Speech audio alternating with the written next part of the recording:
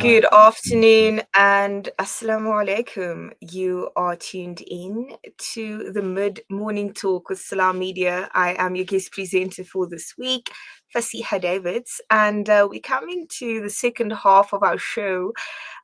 We have a very special guest, a young guest with us.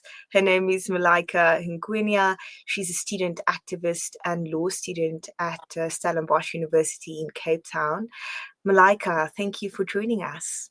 Thank you for having me. Thank you. So, for listeners and viewers back home, maybe you want to give them just a brief introduction on your studies and what you've been up to recently before we jump into our interview on youth activism today. Awesome. No, of course. So I'm Malaika Ngwenya. I study law at Stellenbosch University. It is my final year. And I think people term me as an activist, but I think there's so much more to activism. You touch different corners of, fighting for people. And by fighting for people, I mean just this common understanding that everyone deserves a fair chance at this life, rooted in humanity. So I think, yeah, I touch on various things. And yeah, that's sort of a little bit about me before we get into the interview. Oh, thank you so much for sharing that with us. And I think you said something so profound, right? It's about fighting for our humanity and that shared humanity. Um, it's amazing how this is then, you kind of categorically placed in this box of activism. And it's always interesting, I think, labels that society gives us that we also take on ourselves, especially when we're young and figuring out our identity and our path in the world. But essentially, I think our humanism is really what activism is about fundamentally. And our humanism is essentially what it's about fundamentally as a society right now. That's what it needs to be about, given just all the challenges and social ills that we are facing. So, youth activism, right? Or youth humanitarianism, or whatever category or Classic. label. And we don't even have to put a label on it. Um, but I mean, what does that journey look like for you currently? And I mean, what message do you think you need right now as youth in the space, of trying to kind of figure out your path, and kind of using your voice for change? Yeah. I think the one thing that I've learned is commitment. So it's going beyond saying, no, everyone deserves to live in a place where they are viewed as equal. It's going beyond that. It's saying, no, I want to be active in fighting for that and ensuring that that actually manifests. So with that, it's, being present at all of these events, demonstrations, conversations and contributing. I think as the youth in South Africa, we're not contributing as much as we should. And we're not, being informed about the things that could change our future and our current reality. So that's sort of where I am now in the space of youth activism or humanism. I've been here for quite some time. I think I started off in high school with it. And it was something as small as, we had these costumes that were very uncomfortable and quite revealing. And the school just didn't want to budge with it. And they didn't understand why we cared so much about these costumes. And automatically I knew, no, this is where I'm going to place myself. And already I was like, no, it's about comfortability. It's about every person in a space deserves comfortability and just the basic necessities. That's the core. And building from that, it's we need to be active about that. We need to challenge the government, challenge the policies, challenge what's happening around our world so that we can ensure that that happens, no matter who the person is. Yeah. 100%. I mean, empowering stuff there. And I think that it's often when we challenge, systems of oppression or systems that have been put into place post colonialism, but as a manifestation thereof, that it can be very difficult for people to resist or kind of create the change that they want to see. Mm. And not just want to see, but they want to live in and experience. And as young people, I do think we have that burden of creating that change almost more rapidly, just Yeah. because of the ever-shifting global tides that we're in geopolitically. World War III hasn't arrived, and I don't want to even Yeah. say hasn't arrived yet, because I don't know what that means for us geopolitically. Um, but I mean, we're not in a World War III, yet the world is at war. And if it's not countries fighting with each other, we have infighting within countries. For example, just before this interview, earlier this morning, I had an interview regarding gender based violence, which is a war on women and men in our country, you know. And so the reality of social ills is vast, and Yeah. the reality of issues to tackle for activists, for youth, is layered, and it's structured. And like you said, government needs to be challenged, authorities of power needs to be challenged, Mm. but that comes with its own challenges. And then you mentioned something interesting. You said you don't feel youth in South Africa are doing enough, and this is something I really want us to discuss and speak of, and, Yeah. and really to share our opinion. So this is not necessarily the views of Salam Media, but really it's just a conversation between two young people navigating the space of humanism and activism as it may. Why do you think young people are so resistant to this field, or to this work? Um, do you think they are desensitized? Do you think they've become numb? I'm just wondering if it's Yeah. psychological, if it's sociological, in that Yeah. one sense, heavily influenced from the society and impacting on the individual's thinking. What are your thoughts on that? Sure. I think I want to start by saying when I say youth are not active enough, it's that there's this sense of hopelessness because once something is in a particular state for long enough, you think that there's no way to escape it, right? And, our youth, the youth unemployment rate is skyrocketing. The cost of living is skyrocketing. We have problems such as gender based violence. So it's no surprise that the South African youth is just at a loss of what do we do now, especially when those in power are, when we see them, we're not represented. It's older people. So I think that's where the hopelessness comes in and just what do we do now? And I think we need to challenge that with amongst each other, because if we continue to just relax, it's going to worsen. The problems we have will worsen. And unfortunately, the people who are in power, they're going to leave eventually. I'm trying to say it in the most polite way. They're going to leave eventually. And we're going to Hmm. be the people in power and we're going to be left with a mess, more of a mess. So it starts Yeah. now. It starts now being legally aware of what's happening around you, for example. Yeah. Yeah, I Yeah. think, I think awareness is definitely a big part of it. And you spoke about something interesting. You said we've become relaxed because things have been the way they are for so long, Yeah. that we've kind of just adapted to the norm of it. Um, and then, the next question that kind of comes to my mind is, how do we then shake things up? Yeah. If it's not our general humanity or just the humanism in us, um, that should be incredibly grieved, and angry at the situation that our country is facing, particularly for people of color. Yeah. Um, within the country, and we know that, even post apartheid, that so many young people, they maybe didn't grow up in the severity of the apartheid conditions, but still, when it comes to accessibility, specifically employment, when it comes to university education, fees, etc., that access is still not kind of being given, and the proper channels are still not in place to kind of support youth, from underprivileged backgrounds. Yeah. Um, and so that kind of leads me to a question on leadership and challenging the norms. How do you want to express yourself? Is that something you've figured out yet? Is it something you are figuring out? I know for me personally, I'm still figuring out my different means of expression when it comes to activism and advocating for things that, I believe in, and towards a more socially progressive world.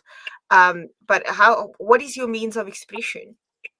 What is my means of expression? That's a very good question. It's I deep. think it's deep. It's very deep. I think it's so layered. I think in this space, you're constantly learning about yourself. You're learning the different ways you want to express yourself. I think if you had to ask me a few years ago, my response would be different to now. Mm. Originally, I was, when you are frustrated, sometimes you're just like, no, but why are things like this? And just, it needs to change now and all of this. And I think growing up and, becoming an older woman, not old, but older woman, I think I'm trying to navigate things and focusing on longevity. So what can I do to create longevity in this space? So not temporary change. So I'll use the example of Women for Change, that Instagram page. They do the protest and they stand up for gender-based violence, but then you see them at the national dialogue and they're calling for things like declaring a national state of disaster. So it's creating that balance between, yes, abrupt action, protesting, but then behind the scenes, looking at policies, looking at the legal side of things and saying, where are the gaps in South Africa and how do we fill them and how can I fill them? How can I be in a position to sort of assist there? So I think that's where I am sort of navigating that. And post graduation, post, studying, I'm hoping that I can see these spaces in a more literal sense, because sometimes you're a bit sheltered in university. So, yeah.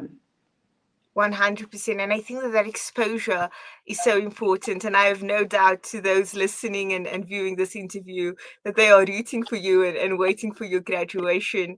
And for kind of you to take flight post uni. But you've already started that journey. And I want us to speak more to youth activism, to young women and young people expressing themselves, and us finding the courage to do that. Let's talk more about that after the break. Sure.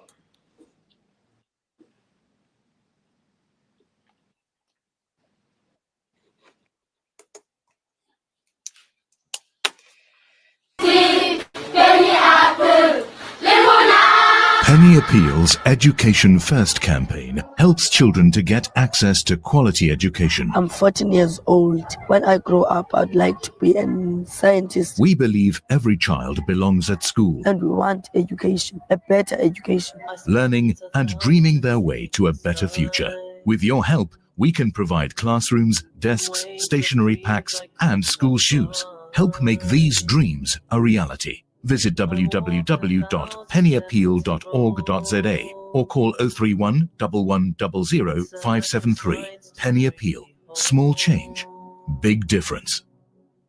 Shimmer, sparkle, captivate. Nothing less than a masterpiece.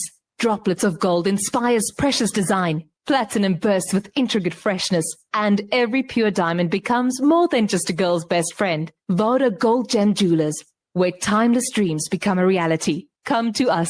We tailor-make designer gold, platinum, and diamond jewelry.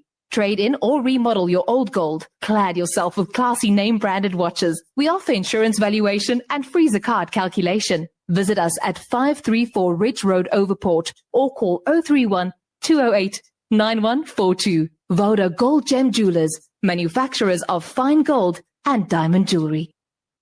Valley's Motor Spares. We supply motor spares and accessories for all makes and models of motor cars, LDVs, buckies, trucks, and earth-moving equipment. We deliver on time, every time. Please contact us via WhatsApp on 014-592-0925 or call 014-592-0925 or visit 28 Zenderling Street, Rustenburg. Remember the name, Valley's Motor Spares. You South African, of course. You anxious about the future. We've got you covered. Build on your wealth portfolio with Randry Jewelers Gold Coin Exchange. Visit us at 151 Stephen Dlamini Road, Musgrave, Durban, or call us on 031 202 4700 for more information. Randry Jewelers Gold Coin Exchange, your passport to gold investment. Dad, these Frymax chips are so tasty. Wow, that really takes me back. My dad bought me a Frymax chips every day after school. They were my favorite when I was your age as well. Quality is at the very heart of what we do, and that's why we ensure that every Frymax packet is filled with the beautiful goodness and flavor-packed taste that you've come to expect from us since 1982. Frymax, from generation to generation. It's a new beginning. It's a new era. Salam Media, humanitarian journalism. Assalamu alaikum and good afternoon. Welcome back to the mid-morning talk with myself, your guest presenter for this week, Faseegah. We are in the second segment of our show and we are joined by a very special young guest, Malaika Ngwenya.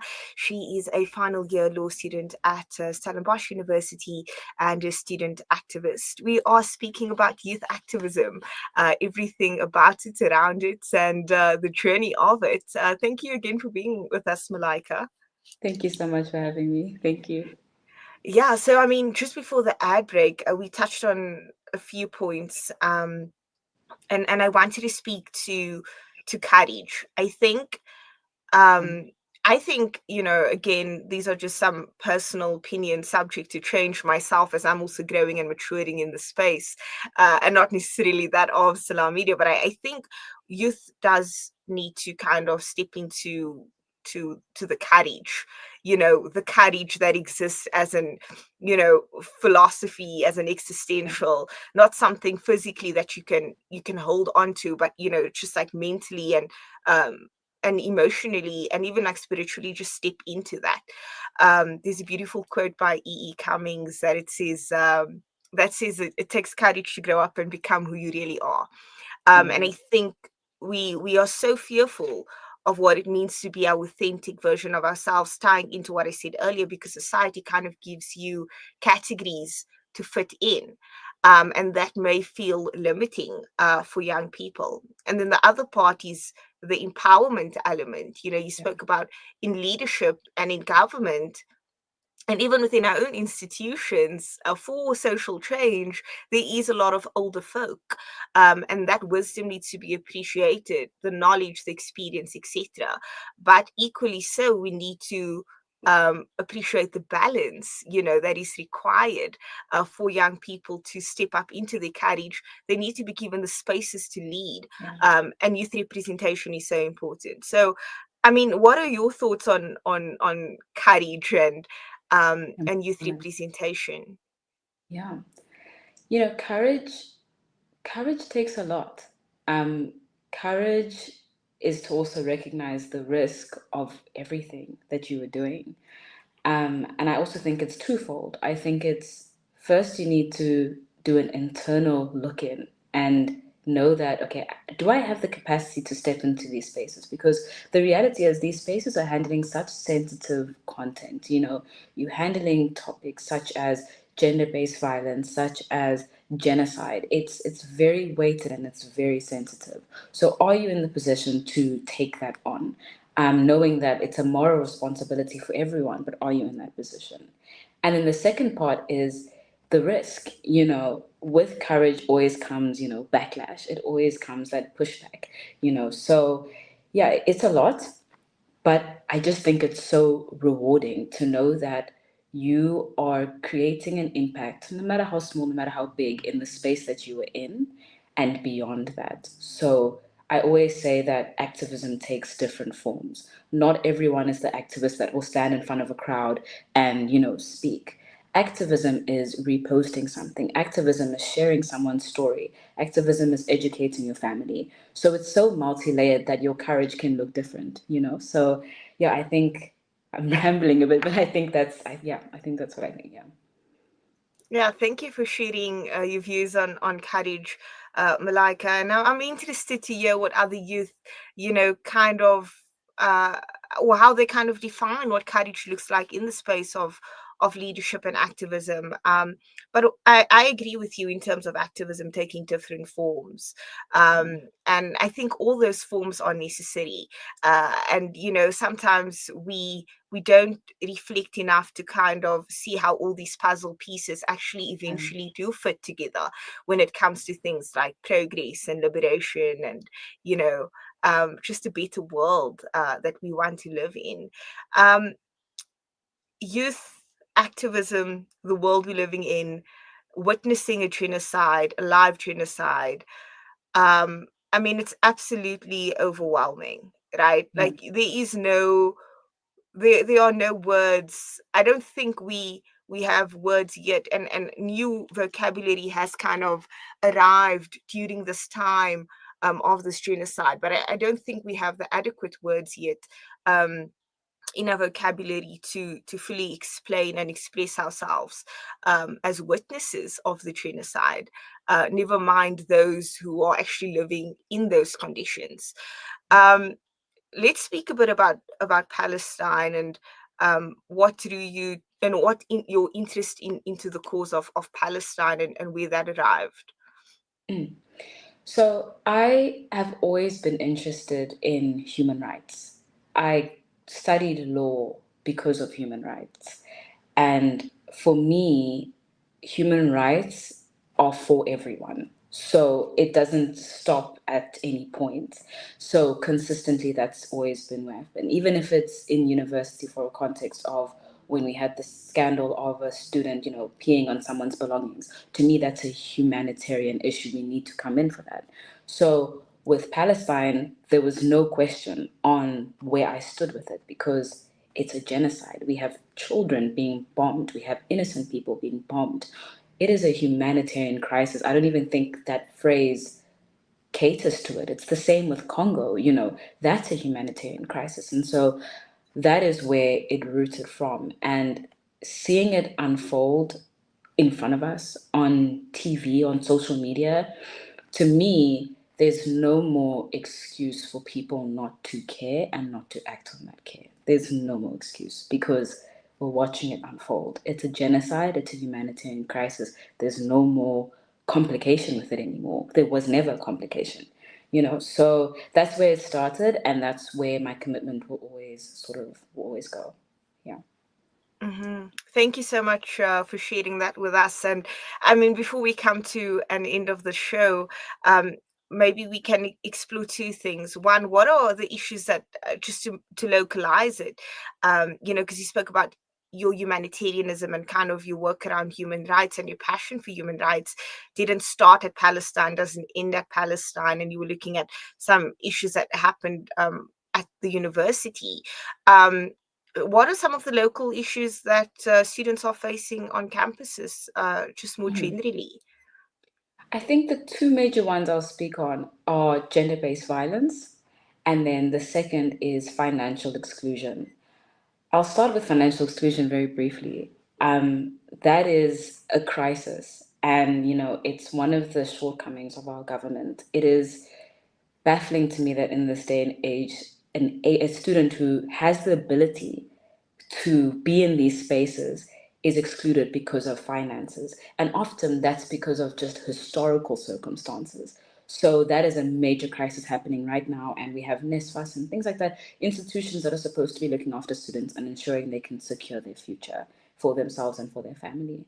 The second is gender-based violence. We have a femicide going on in this country, and there's not enough urgent intervention on a national level, but even on an institutional level. We handed a memorandum to Rectorate last week to ask them to revise their policies on gender-based violence because there is no set policy at the moment. And so it's just those issues that are, really, really crippling and very concerning as the years go by. Yeah. All right. And then just to comment further on that, has the SRC at your institution in particular made any statement regarding GBV or the financial exclusion matter? Is there something they yet to kind of bring up and challenge within the university? Sure. I think at the moment, what I'm noticing is the people who challenge the institution are usually the people not in higher levels of leadership and in SRC in these spaces. So, as it stands with gender based violence, there hasn't been much response that I'm seeing from the SRC. And when it comes to financial exclusion, we did protest at the beginning of the year with the SRC about financial exclusion, and it reached the point where students were tear gassed and stun grenade was thrown at them during these protests at Stellenbosch University. So yeah, the SRC has been involved with the financial exclusion side of things. I don't think to the level that they should be, but conversation for another day. Interesting and interesting issues that you're raising with youth and students at university. And I think this calls for maybe a more broader interview at a later stage with other youth Sure. from other universities as well. Exactly. But there could be some interesting points to explore. Malaika, before you go, what message do you have for young activists, for young women out there trying to find their voice, Of course. what message of encouragement do you have for them? Sure. I think what I would tell them is you have your voice, and every space is for you, and you can enter those spaces. And which means you need to take responsibility to ensure that those spaces are for the next people. I think that's what I'll say. Use your voice, you have it, use it, and find what works for you and how you want to make an impact. And I think, lastly, as youth in general, be involved, be active. These are things that will change our lives. Never ever think that you're too small to challenge an institution, because you're not. Yeah.